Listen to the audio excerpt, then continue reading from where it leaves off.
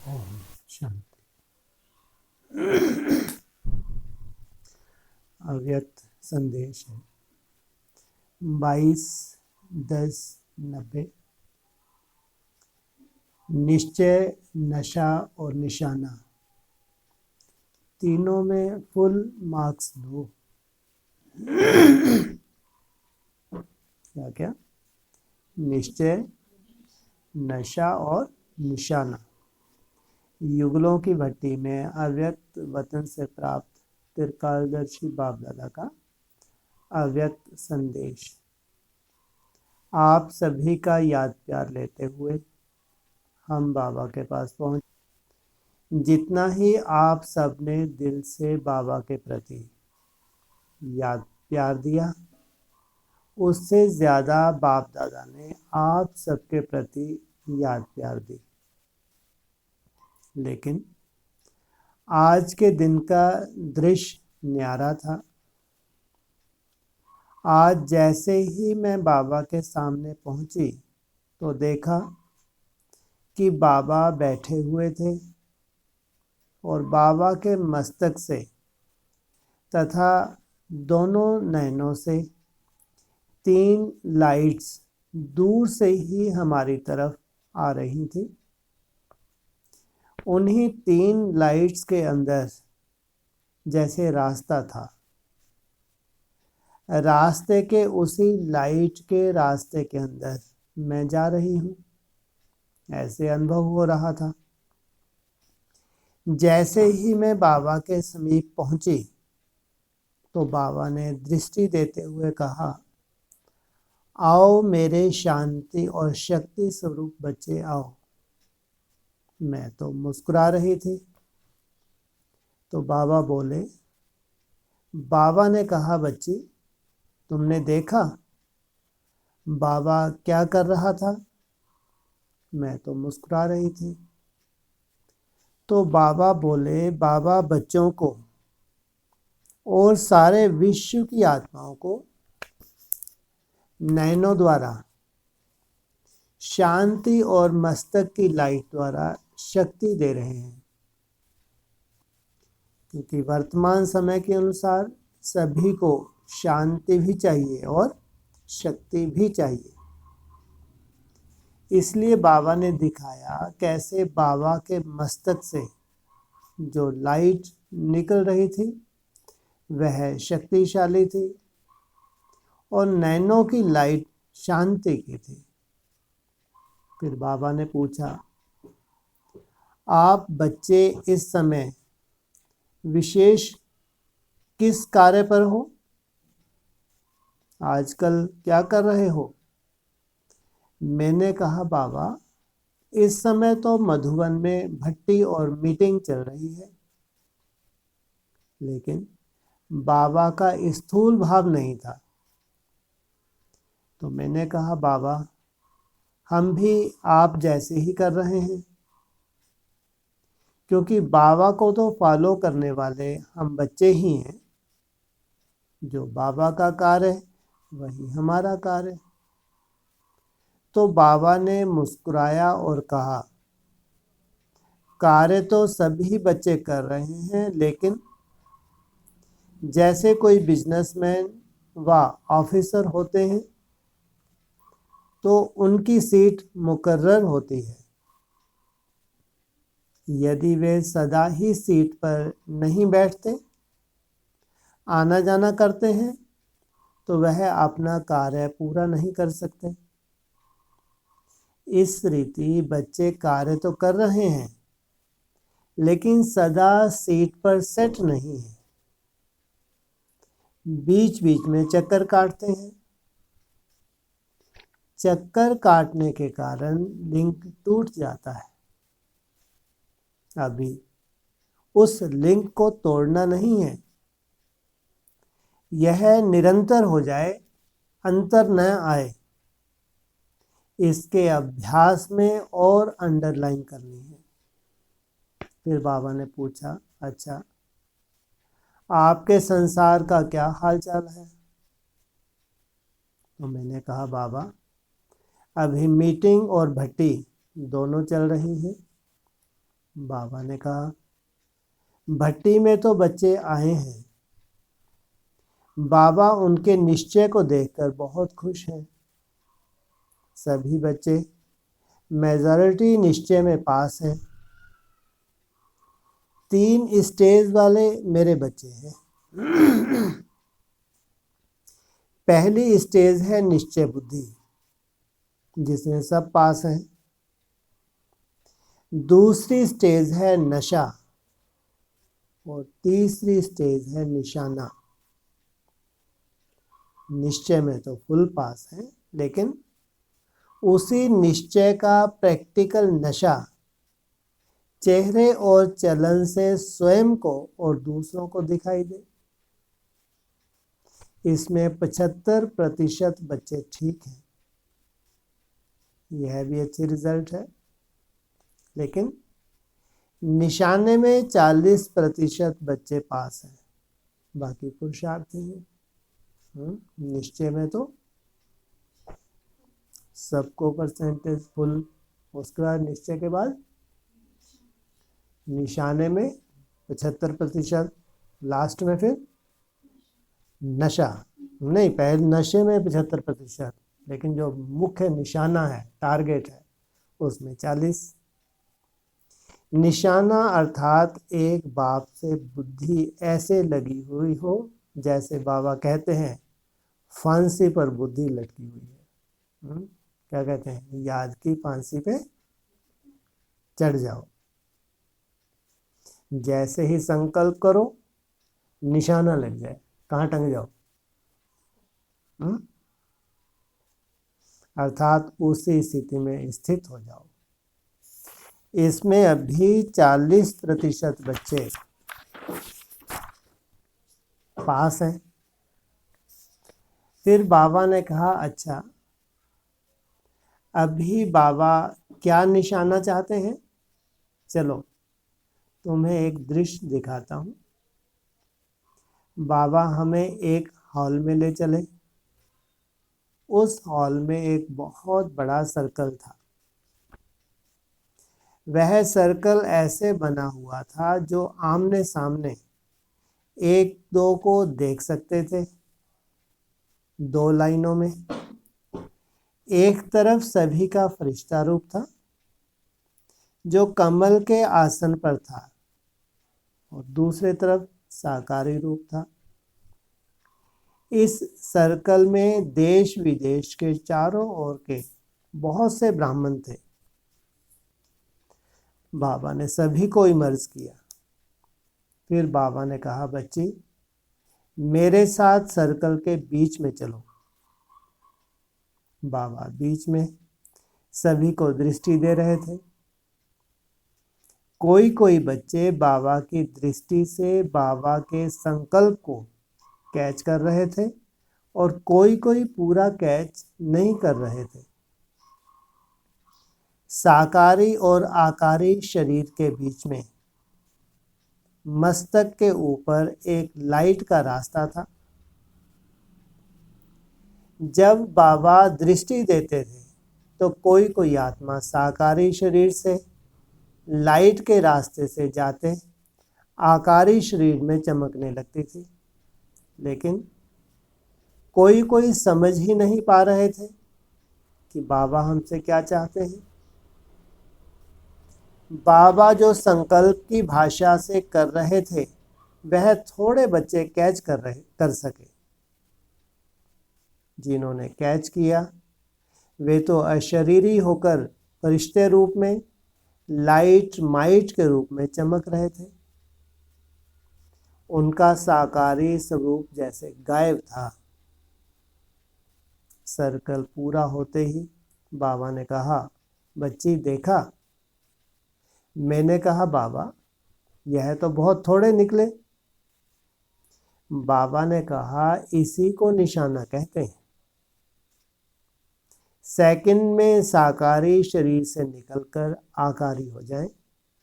संकल्प किया कि मैं फरिश्ता हूं, तो फरिश्ते स्वरूप में चले जाएं। इसी को बाबा निशाना कहते हैं। यह निशाना सेकंड में हो और बाबा के संकल्प को भी कैच करें। बाबा ने कहा, कमल पुष्प भी इसीलिए दिखाया है, जिसको शरीर से सेकंड में न्यारे और प्यारे होने का अभ्यास होगा, वही सेकंड में अशरीरी बन सकते हैं। अर्थात जो सारा दिन कमल पुष्प की स्थिति में स्थित होंगे, वही सेकंड में अशरीरी बन सकते हैं। ऐसे निशाने वाले बच्चे अभी तक 40% है। फिर बाबा ने कहा, अभी यह प्रैक्टिस करो। याद में बैठते हो तो मनन में चले जाते या रूह रेहान में चले जाते हो, लेकिन जिस समय अशरीरी बनना चाहो उस समय सेकंड में उस स्थिति में हो जाओ। मैंने उस वक्त क्या नहीं होना चाहिए, ना रूह रेहान होनी चाहिए, ना मनन चिंतन होना चाहिए।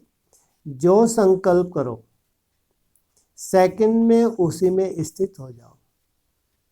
इसी निशाने का अभ्यास करने के लिए बाबा ने यह तपस्या वर्ष दिया है। इसलिए बाबा कहते हैं, अभी इस अभ्यास में संपन्न होना है नहीं, होना है। यह अंडरलाइन करो। निशाने में हम सेकंड में पास हो, लास्ट में निशाने वाले ही फुल पास होंगे।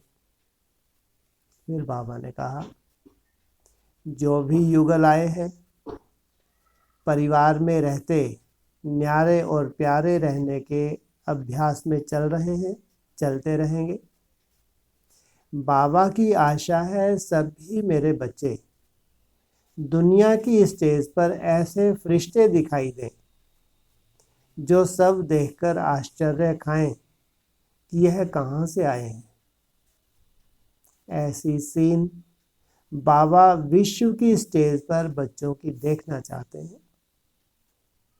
बाबा की इस शुभ आशा को बाबा के यह युगल मूर्त बच्चे अवश्य पूरी करेंगे। बाबा को एक बात की खुशी है, जो दुनिया असंभव कहती है उसको संभव करके दिखाने वाले मेरे विजयी बच्चे हैं। विजयी बच्चों को इसकी मुबारक है। आगे के लिए बाबा की इस शुभ आशा को भी यह बच्चे अवश्य पूर्ण करेंगे। इसकी भी बाबा ने मुबारक दी और सभी को कहा कि विजयी भव रहेंगे। यह वरदान देते सभी को बाबा ने बहुत बहुत याद प्यार दिया। ओम शांति। दूसरा संदेश है 7/2/91। योगी तो हो, अब प्रयोगी बनो। आप सभी भाई बहनों का और विशेष प्यारी दादी जी का याद प्यार लेकर आज अमृत वेले बाबा के पास गई तो जाते ही बाबा ने नैनों से और मुस्कुराहट से स्वागत किया तथा मिलन मनाया। साथ साथ बाबा बोले, आओ मेरे त्रितख्त नशीन बच्चे आओ। बाबा ने कहा, मेरे तख्त नशीन बच्चे सदा ही स्व उन्नति और सेवा की उन्नति में लगे हुए हैं और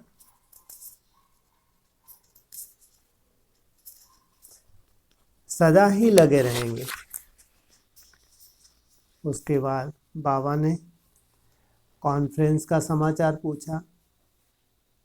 वैसे बाबा तो सब कुछ देखते ही हैं, फिर भी पूछते हैं। हमने समाचार सुनाया तो बाबा मुस्कुराए और कहा, देखो बच्चे, दुनिया वाले तो हलचल में हैं, सोचते हैं पता नहीं क्या होगा। उन दिनों इराक ने कुवैत पर कब्जा कर लिया था। इस कारण इराक तथा अमेरिका के साथ युद्ध चल रहा था। यह युद्ध खाड़ी युद्ध के नाम से मशहूर था। उस वक्त क्या सोचते हैं पता नहीं क्या होगा। और तुम बच्चों ने हिम्मत रखकर कार्य किया तो अच्छा तो सदा होता ही है, लेकिन और ही अच्छे से अच्छा हो गया। बाबा ने कॉन्फ्रेंस के पहले इशारा दिया था कि कॉन्फ्रेंस करो लेकिन सिंपल और ब्यूटीफुल करो, एक्स्ट्रा शो, एक्स्ट्रा खर्चा मत करो। तो ऐसा ही हुआ। इस बार सभी बहुत ही नज़दीक आए, सबको घर की फीलिंग आई। मैंने कहा बाबा, इस बार सभी ने अपना अनुभव सुनाते यही कहा कि यह स्वर्ग है, स्वर्ग है। तो बाबा ने कहा पहले अच्छा है कहते थे, अभी स्वर्ग तक आए हैं, फिर बाद में परमात्मा है यह कहेंगे। अभी जीवन मुक्ति तक पहुँचे हैं, फिर जीवन मुक्ति दाता तक पहुँच जाएंगे। फिर बाबा ने कहा वो है चिंता में, कहीं ये वार वर्ल्ड वार में बदली न हो जाए।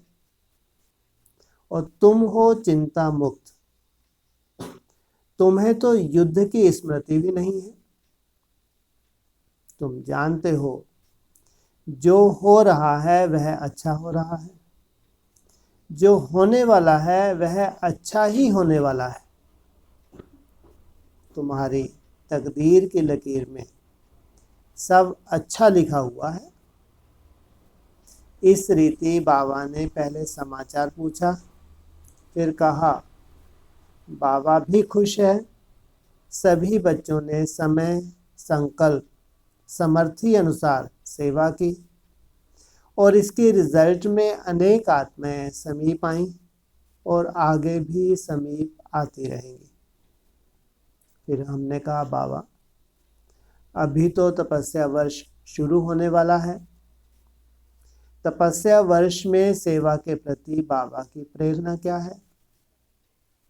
सभी पूछते हैं। तो बाबा ने कहा बच्चे, बाबा ने तो इशारा दे दिया कि तपस्या वर्ष में सेवा और स्व उन्नति दोनों का बैलेंस रखना है। अभी सेवा की तरफ ज्यादा है और स्व उन्नति का कम है। तपस्या वर्ष माना बैलेंस। स्व उन्नति के प्रति बाबा ने कहा कि सभी बच्चे जब से बाप के बने हैं तब से तपस्वी तो हैं ही, योगी तो आत्मा है ही, लेकिन इस तपस्या वर्ष में विशेष प्रयोगी बनना है। योग तो लगाते हो, योग ही आपकी जीवन है, लेकिन योग से जो भी प्राप्तियां हैं उन एक एक प्राप्तियों को प्रयोग में लाना है। एक एक प्राप्ति का, गुण का, संबंध के अनुभव का, स्वरूप का, सेवा का अनुभव करो। जैसे अंगद आनंद स्वरूप की स्थिति में बैठते हो, लेकिन उस आनंद स्वरूप से क्या सेवा हो सकती है उसका प्रयोग करो। वातावरण में आनंद की अनुभूति फैल जाए। जिस भी गुण के स्वरूप में स्थित हो उसका वैसा ही वातावरण बने। जैसे वातावरण में कोई भी खुशबू फैलती है तो पता पड़ता है, ऐसे एक एक गुण का प्रयोग करो। बाबा ने कहा लाइट तो बने हो, लेकिन अब लाइट हाउस बनकर चारों ओर लाइट फैलानी है। लाइट हाउस लाइट द्वारा दूसरों की सेवा करता है। तो तपस्या वर्ष में अभी यह सेवा करो, अर्थात लाइट की किरणें फैलाओ। जैसे साइंस वाले इन्वेंशन करते हैं और इस इन्वेंशन द्वारा क्या लाभ हो रहा है वह भी देखते हैं। साइंस की यही विशेषता है कि साइंस प्रत्यक्ष फल दिखाती है, इसलिए साइंस का प्रभाव पड़ता है। तो ऐसे ही साइलेंस का प्रभाव दिखाओ। तपस्या माना प्रयोगशाला।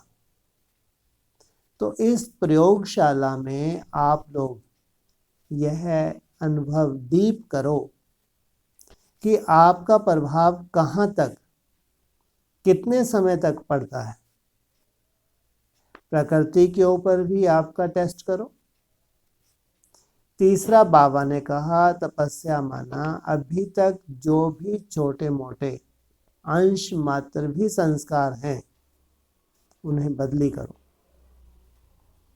आपके संस्कार परिवर्तन से ही संसार बदलना है।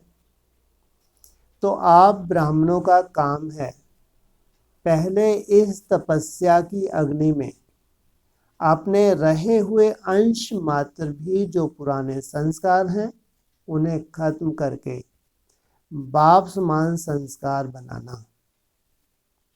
तो इस संस्कार परिवर्तन से नए संस्कार और नया संसार बनेगा।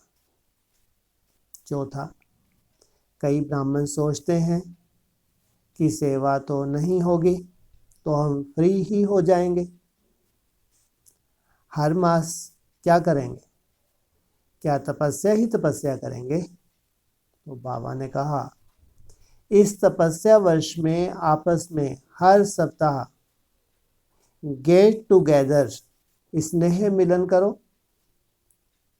जैसे वीआईपीज का करते हो, ऐसे ब्राह्मण आपस में स्नेह मिलन करें। और किसी न किसी नई विधि से क्लास हो, रूह रेहान हो। जो एक रविवार को करो, वह दूसरे रविवार को चेंज कर दो। जो भी प्रयोग करने से प्रैक्टिकल अनुभव हो, उस पर ही रूह रेहान चले। कोई नई टॉपिक हर सप्ताह के लिए सभी को होमवर्क मिले। इससे सभी में नवीनता के कारण उमंग उत्साह बना रहेगा। फिर बाबा ने सेवा के बारे में कहा कि इस वर्ष बड़े फंक्शन नहीं करने हैं, जिसमें बहुत ज़्यादा बिजी हो जाते हो वह नहीं करो। वर्गीकरण की रीति से भी बहुत समय सेवाएं की, वह भी नहीं करो। लेकिन जो भी आपके संबंध संपर्क में आए हैं, उन्हें समीप लाकर अनुभूति कराओ। इतना समीप लाओ जो उनको माइक बनाओ। आप माइक बनो। अभी ऐसे माइक तैयार करो। आप लोग बैकबोन बनो, वो प्रैक्टिकल स्टेज पर आए। ऐसे संपर्क संबंध में अभी तक जो भी आए हैं, उनकी लिस्ट तो आपके पास है ही। अब तक टाइम ना मिलने से उनकी पीठ नहीं कर सकते थे, अब बड़े फंक्शन ना होने से टाइम बचेगा। इसमें उन्हें विशेष समीप लाकर प्रेरणा दो और उनसे सेवा कराओ। दूसरा बाबा ने कहा, ऐसी कई संस्थाएं होती हैं, फंक्शन व कॉन्फ्रेंस होती हैं, तो उन्हों की बनी बनाई स्टेज पर पार्ट बजाओ। आप अपनी स्टेज तैयार नहीं करो, सिर्फ आप अपनी स्वयं की स्टेज बनाओ। अपने संकल्प की शक्ति से आवाहन करो। जितना जितना आप माइट बनेंगे, उतना आपकी बुद्धि एक्सटर्नल बाहर मुक्ता में नहीं जाएगी, इंटरनल पावर में रहेगी। फिर अपनी स्टेज पर स्थित होकर उन्हों की स्टेज पर जाएंगे तो उन्हें और भी ज़्यादा लाभ प्राप्त होगा। इस प्रकार बाबा ने सेवा के लिए डायरेक्शन दिए। फिर आज दादियों ने खास याद प्यार दिया था। कई सोचते हैं दोनों ही दादियां इकट्ठे ही क्यों बीमार हुई? तो बाबा ने कहा हिसाब किताब तो चुकतू होना ही है, लेकिन दोनों एक साथ जो बीमार हुई हैं इसमें भी कई राज हैं। दोनों ही मूर्तियां बन गई हैं। ऐसे तो टाइम नहीं मिलता है, लेकिन यह भी साक्षात्कार मूर्त बनने का टाइम मिला है। अभी जो VIPs आए वे सभी साक्षात मूर्ति के रूप में साक्षात्कार करके गए। ड्रामानुसार हिसाब किताब तो चुकतू हो ही रहा है, लेकिन बाबा ड्रामा को देखते हर्षित होकर बता रहे थे यह भी एक न्यारा मिलन रहा। दादियों के 1 सेकंड की दृष्टि की छाप भाषण वालों से भी ज्यादा पड़ी। वैसे तो दादियां मौन नहीं रख सकती, तो यह भी मौन में रहने का चांस मिला है। तो बाबा ने सुनाया इनकी 1 सेकंड की दृष्टि जो काम कर सकती है वह 1 घंटे का भाषण भी नहीं कर सकता। हिसाब किताब चुकतू के साथ साथ जो इनकी दृष्टि ने सेवा की है उसका सभी वर्णन करेंगे। तपस्या वर्ष शुरू होने के पहले ड्रामा ने इन्हों को तपस्वी मूर्त का सैंपल बनाया है। यह एकदम उपराम होकर सेवा भी कर रही हैं, उपराम भी हैं। सेवा की जिम्मेवारी होते उपराम वृत्ति है। तो सोचते हैं कि तपस्या वर्ष में इतनी सेवा होते हुए न्यारे प्यारे कैसे रहेंगे? उनके लिए यह सैंपल है। सेवा भी हो रही है, बैकबोन भी बनी है, लेकिन न्यारी और प्यारी भी हैं। ऐसे ही हल्के रहकर सेवा कर सकते हो। कोई भी यह कह नहीं सकता कि इतनी सेवा होते हम उपराम व न्यारे प्यारे कैसे रहें।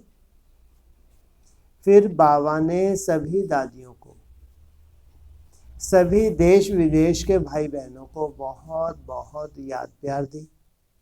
बाबा ने कहा सभी बच्चों ने बहुत बहुत अच्छे हीरे तुल्य पार्ट बजाया। सभी ने दादियों को बैकबोन रखा और स्टेज पर आकर बहुत बहुत बहुत अच्छा पार्ट बजाया। इसलिए सभी को हीरे तुल्य मुबारक हो। जो भी निमित्त बने, फॉरेन के चाहे इंडिया के, सभी को मुबारक दी। और विशेष चंद्रमणि दादी को बाबा ने बहुत बहुत प्यार किया। अच्छा, ओम शांति।